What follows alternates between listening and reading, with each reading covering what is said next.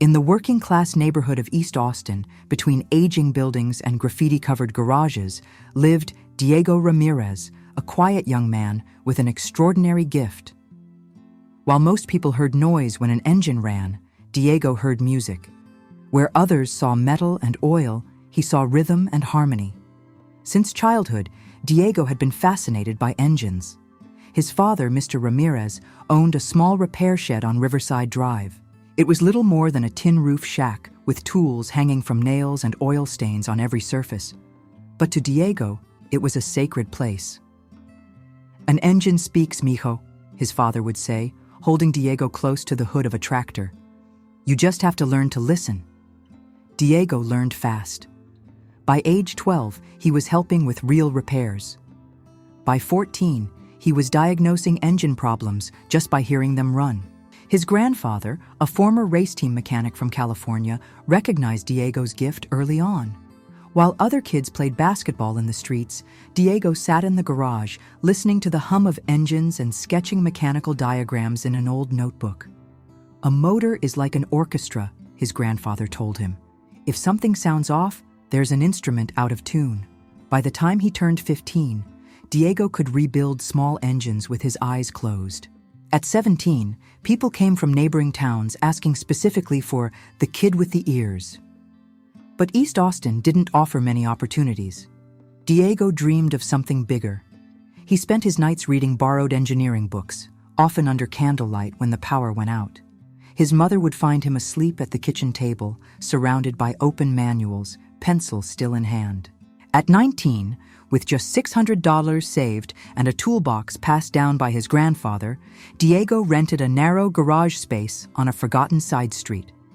The walls were cracked, the lights flickered, and nothing looked fancy. But to Diego, it was perfect. He called it Ramirez Auto Diagnostics. At first, business was slow, but word spread fast. Rideshare drivers, food delivery vans, and local families started bringing him cars that others couldn't fix. "There's this kid down on Riverside who can hear your car's soul," people would say. What customers didn't see was the innovation behind Diego's talent. He built diagnostic tools out of repurposed electronics, wrote his own code to analyze sound waves, and trusted his instincts as much as the data. He didn't rely on expensive software. He trusted vibration, tone, and his own ears. But despite his growing reputation in the community, Diego remained invisible to the elite auto world. No luxury brands, no high-end clients. That is, until one regular Tuesday afternoon changed everything. Diego had just finished rotating tires on an old Chevy pickup when he heard it. Over the regular city noise, a distinct growl floated through the air. A Ferrari. Not just any model, a brand new F8 Tributo. Diego heard it before he saw it, and something was wrong. A subtle distortion in the harmony of the engine. The red Ferrari rolled past his garage slowly. Diego stepped outside and watched it disappear around the corner. That sound haunted him for days. The car belonged to William Carter, a wealthy tech entrepreneur who lived in a gated community just outside downtown Austin. At 39, William was the very image of success: luxury condo, private golf membership, and a rotating collection of supercars. His new pride and joy, the Ferrari F8, had been causing him endless frustration. A strange engine issue persisted, something no dealership technician could identify. He had taken the car to the certified Ferrari service center 3 times. Each time, they returned it, fixed, and each time, the problem returned. William, who demanded perfection in every aspect of his life, was growing impatient. Then came Saturday afternoon at a gas station near Town Lake. William was refueling the Ferrari while talking on the phone when Diego, stopping by in his old Ford Ranger, recognized the car and the sound. He waited politely, then approached. "Excuse me, sir," Diego said. "I couldn't help but notice a harmonic imbalance in your intake chamber. It's causing misfires in cylinders 3 and 6. William stared at him. Diego stood calmly in his oil-stained work shirt, the name Ramirez Auto Diagnostics barely legible on the faded logo.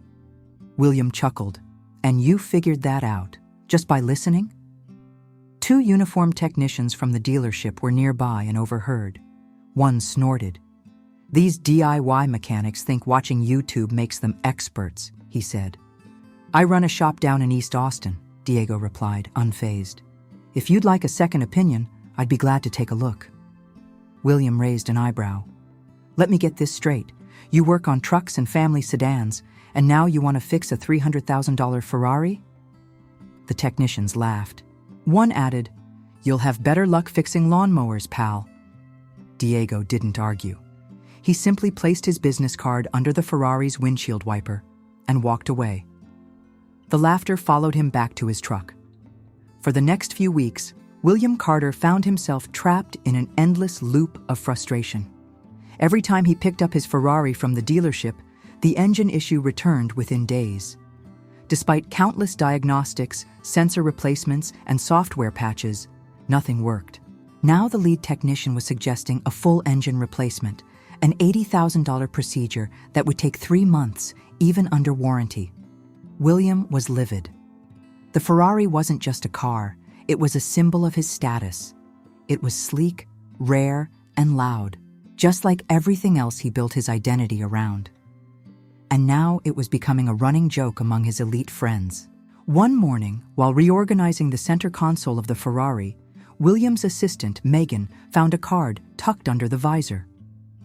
"I think this was left on your car last month," she said hesitantly, handing it to him. "Ramirez Auto Diagnostics." William stared at the name. He vaguely remembered the young man from the gas station, polite, serious, and oddly confident. With a sigh, he tossed the card onto his desk and forgot about it. But 2 days later, with the dealership now recommending shipping the entire powertrain to California for further analysis, something in William snapped. Pride gave way to desperation. He picked up the phone. "Ramirez Auto," answered a calm voice. "This is William Carter. I'm the owner of the F8 Tributo you saw last month. I want to bring it in. Today." When William pulled up in front of Diego's humble garage, he felt completely out of place.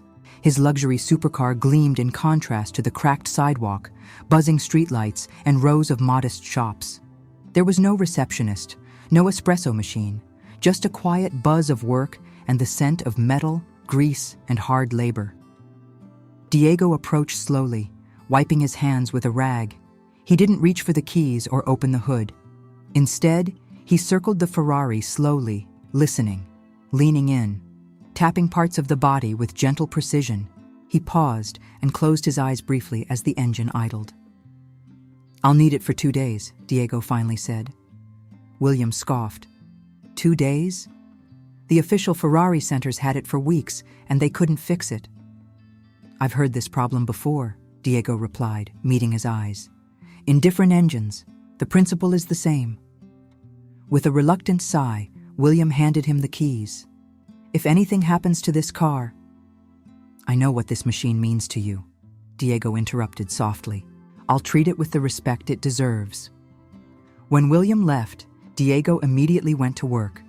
Not with computers or high-tech scanners, but with a set of modified tools, a digital stethoscope, and his notebook of sound patterns. He placed the scope against key parts of the engine, listening as he adjusted RPMs and temperatures. He worked through the night, pausing only for 2 hours of sleep on a folding cot in the back of the garage. By morning, he had mapped a sound wave anomaly that revealed a specific harmonic resonance, one that the dealership's diagnostics weren't designed to detect. By the afternoon, he had a theory. By evening, he had crafted a solution, by hand. Using calculations passed down from his grandfather, he fabricated a tiny custom part to disrupt the resonant frequency and redirect engine vibrations. The next morning, the Ferrari roared to life. But something was different. The engine's sound was no longer erratic. It was clean, balanced, perfect. Diego smiled. He called William just after sunrise. "Your car is ready." William arrived in a sharp blazer, still visibly skeptical. "You actually fixed it?" "Take it for a drive," Diego said, handing him the keys. William climbed in. The engine started instantly. His eyes widened. Even with no technical expertise, he could feel the difference. The idle was smoother, the response tighter. It was as if the car had been unlocked to its true potential. He took it around the block. By the time he returned, his expression had shifted from doubt to disbelief. "What did you do?" Diego explained in plain language about harmonic resonance and mechanical frequency. William understood only fragments, but he understood the result. The invoice Diego handed him was modest, a fraction of what the dealership had charged for failed attempts. "This is all?" William asked.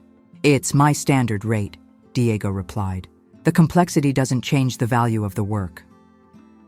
Just then, William's phone rang. "What do you mean they're already there?" he said, voice rising. "The meeting's not until 10. He checked his watch, cursed under his breath. "There's been a crash on I-35. All lanes are backed up. I have a group of European investors already at the conference center." He looked at the Ferrari, then at Diego. "I can't miss this. I'll lose the deal." "There's a shortcut through the east side," Diego said. "It's curvy, but clear." William hesitated. "I just got the car fixed. I'm not taking risks." "She's ready," Diego replied. The fix didn't just solve the problem, it optimized the whole system. With no time to waste, William jumped in and sped off. He tore through the winding backroads of East Austin. The Ferrari handled like a dream. The curves felt smoother, the power more responsive. He reached the downtown financial district with minutes to spare. As he pulled into the valet, a group of men in tailored suits stood outside. One turned at the sound of the engine. A tall man with silver hair stepped forward. "That's an F8, isn't it?" the man said in a thick Italian accent. "But it sounds different. Better." William raised an eyebrow. "Who tuned this car?" the man asked. William glanced back toward the direction he'd come from. "A mechanic," he said simply. "A street mechanic." The man outside the conference center introduced himself as Anthony Morelli, Ferrari's chief technical officer for North America. He was in Austin for a tech conference, but now he was far more interested in the Ferrari parked in front of him. Anthony walked slowly around the car, pausing to listen. "This harmonic profile is extraordinary," he said. "It's unlike anything I've heard on a factory-calibrated F8. He turned to William. "Who worked on this engine?" William hesitated for a moment. "His name's Diego Ramirez. He runs a small garage in East Austin." Anthony's eyebrows rose slightly, intrigued. "I'd like to meet him." That same afternoon, a black SUV rolled up to Diego's modest shop. Out stepped Anthony Morelli and two Ferrari engineers. The three of them looked thoroughly out of place against the cracked pavement and old chain-link fence. Diego, in a plain work shirt with his sleeves rolled up, walked out from behind a lifted Camry and wiped his hands on a rag. "You must be Diego Ramirez," said Anthony, extending his hand. "Yes, sir." "I need to know how you fixed that F8, Anthony said directly. "We've been chasing a resonance issue on our next-gen engines for over a year. What you did, it's something we didn't even know was possible." Without fanfare, Diego invited them into the garage. There were no high-tech displays, no lab coats, just pegboards with tools, 2 rolling workbenches, and a few whiteboards cluttered with notes and drawings. Diego grabbed one and began explaining. He spoke clearly, using simple terms. He described how he detected a subtle harmonic vibration using a digital stethoscope he built himself. He showed them sound wave sketches and how temperature affected the frequency ranges. He even pulled out the small part he had crafted by hand to stabilize the imbalance. As Diego explained, the engineers began asking more technical questions. Diego answered without hesitation. He referenced old thermodynamic principles, mechanical resonance theory, and combustion ratios, all from memory. Anthony's expression shifted from curiosity to disbelief. "Where did you study?" one of the engineers asked. Diego gave a half smile. "I didn't. I learned in my dad's garage and from books." Silence. But it wasn't awkward. It was respectful. Later that evening, they arranged a video conference with Ferrari's engineering team in Italy. Diego stood in front of a camera in his dusty garage, while on the screen, a dozen engineers from Maranello listened intently. Using a whiteboard, Diego broke down the diagnostic process, showed the sound patterns, and explained how the issue wasn't electrical, it was mechanical. His solution: a minor adjustment in intake chamber design that disrupted the problematic resonance frequency. After he finished, there was a long pause on the video call. Then one of the Italian engineers spoke. "Signor Ramirez has solved a flaw in our system that we've been unable to isolate with millions in equipment." Anthony nodded. "This changes everything." The next morning, William called Diego. "They want to fly you to Maranello," he said.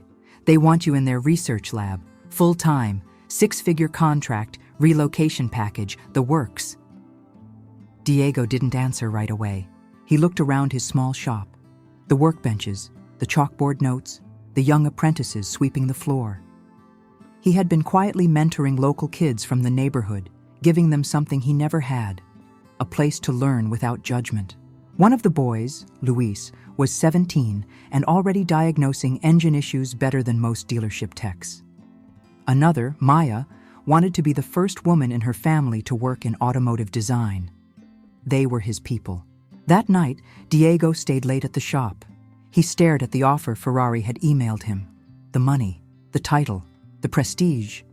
But he also remembered something his grandfather once said: "Genius doesn't come from where you work, it comes from how you think."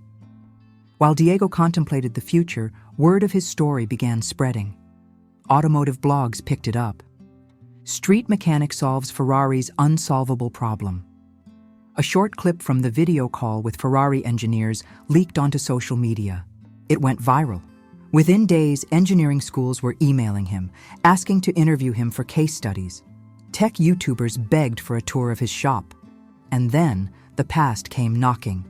Richard Stone, the service manager from the luxury Ferrari dealership who had mocked Diego at the gas station, showed up at the garage. He looked worn, humbled. He was no longer wearing a dealership badge, no more polished shoes or tailored shirt. "I came to apologize," he said quietly. "I was wrong about you, about everything." Diego said nothing at first. "I've been in this business for 20 years, Richard continued, "and somewhere along the way I stopped listening to engines. I just read computer outputs and trusted software."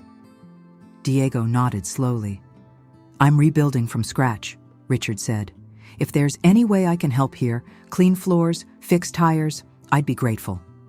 Diego extended a hand. "You're welcome here," he said. "But not as a manager, as a student." Richard nodded, holding back tears. That week, Diego received more job offers than he could read. A luxury EV startup offered him stock options. A racing team wanted him in their pit crew. The University of Texas offered him an honorary degree. He turned them all down, at least for now, because he had a different mission, one that started in his own neighborhood. 6 months later, Ramirez Auto Diagnostics no longer looked like just another neighborhood garage. It hadn't gone corporate, and it wasn't filled with luxury decor, but it had become something far more important. The space had doubled in size. New workstations had been added, not for profit, but for teaching. The back room, once a storage area, had been transformed into a small classroom with folding chairs, a whiteboard, and shelves full of engineering books and worn-out engine parts. Diego hadn't bought a Ferrari. He hadn't moved to a fancy condo. With the first consulting check from Ferrari, he expanded his garage and launched a free apprenticeship program for youth in East Austin. He called it the Listening Lab, because here, listening wasn't just about engines. It was about people, about stories, about giving voice to those who had been overlooked. He taught young men and women how to diagnose problems with intuition and patience. He showed them how to build their own diagnostic tools, how to trust their senses, and above all, how to believe in their own value.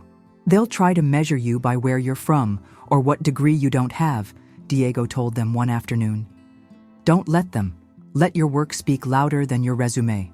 One of his first students, Luis, now led small repair projects and trained the younger ones. Maya, sharp and analytical, was already drafting engine redesigns using 3D modeling software. More students kept showing up, some brought by neighbors, others walking in after hearing about the Ferrari guy from the barrio. Meanwhile, the automotive world kept talking. Ferrari officially announced that Diego's harmonic balancing method would be integrated into its next generation of engines. A technical bulletin credited independent consultant Diego Ramirez, East Austin, Texas, for his innovation. He was flown to Italy for a formal recognition ceremony at Ferrari's headquarters in Maranello. Dressed in a simple black suit, Diego stood before an auditorium of engineers, designers, and executives. One of the senior engineers took the mic. This young man, with no formal degree, solved a problem that puzzled the world's best. He reminds us that brilliance doesn't come from a title. It comes from how deeply you care about what you do. Diego spoke briefly. "I'm honored," he said, "but I'm not special. I'm just someone who listens to machines and to people. The rest is patience." The audience gave him a standing ovation. When he returned to Austin, he brought back more than a trophy. He brought purpose. With support from Ferrari and several private donors, Diego founded a nonprofit technical school right in his neighborhood. It offered free training in automotive engineering, diagnostics, and fabrication. The school welcomed anyone. No GPA required, no tuition, no judgment. He named it the Ramirez School of Mechanical Arts. One afternoon, a surprise visitor showed up. Richard Stone, the former dealership manager, now wearing a jumpsuit with the school's logo on it. He had become one of the program's most patient instructors, teaching luxury vehicle systems while learning humility in return. One evening, as the sun dipped over East Austin, Diego stood beside a young student named Gabriel, who was listening carefully to the hum of a vintage Mustang. "Close your eyes," Diego told him. Gabriel did. "Now tell me what you hear." The boy furrowed his brow. "There's a slight hesitation. I think the fourth piston isn't firing right." Diego smiled. "Good. You're not just hearing. You're feeling it. That's the difference." On the wall behind them, painted in big, bold letters, were words that had become Diego's motto. "True genius isn't where you come from. It's how you see the world when others stop looking." The story of Diego Ramirez, the street mechanic who changed Ferrari engineering, continued to ripple outward. Local news ran features.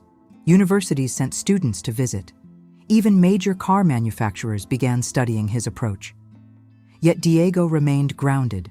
He still arrived early each morning, still wore the same old jacket, still drank black coffee in a chipped mug. His hands were still rough, and his days were still long. Because for Diego, success wasn't about being on magazine covers. It was about hearing a struggling engine and knowing how to fix it. It was about watching a 17-year-old girl discover that she was brilliant. It was about building a world where no one got ignored just because they didn't wear the right clothes or carry the right credentials. Have you ever been underestimated, looked over, told you didn't have what it takes? Then you already know what Diego knew all along. Your value isn't defined by degrees, dollars, or prestige. It's defined by your dedication, your passion, and your ability to stay true to yourself when no one else believes in you yet. If this story resonated with you, drop a comment below. Share your own experience. Who is the Diego in your life? And if you want more true stories like this one, don't forget to follow the channel. There's more to come.